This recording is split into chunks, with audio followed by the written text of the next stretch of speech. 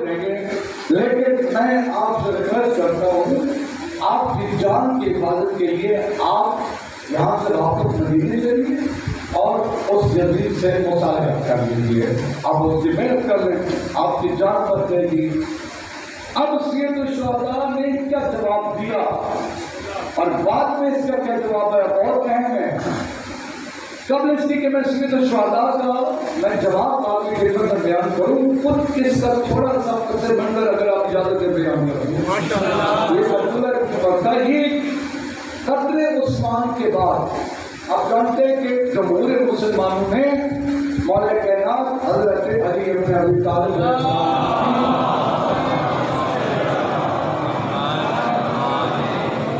آپ کی خلافت کو انہوں نے قبول کیا. مسلمان جمع ہو گئے علی کے دروازے پر قتل عثمان کے بعد. سب نے کہا یا علی یعنی آپ خلافت کو قبول فرمائیں. مولا نے فرمایا نہیں, میں اس پوزیشن میں نہیں ہوں. یا علی آپ کا حق ہے. فرماتے اگر حق میرا تھا تو اب تک تم کہاں تھے, میرا حق تھا اب تک تم کہاں تھے. عربی ہسٹری ہے مجبور کیا کہ مولا نے ظاہری خلافت کو قبول فرمایا.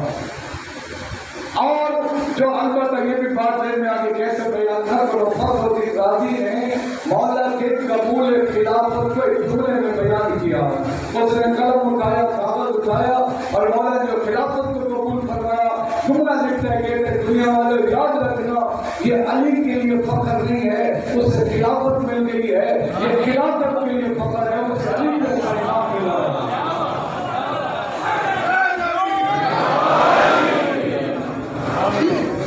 خلافت کے لیے فخر ہے, علی جیسا امام ملا ہے.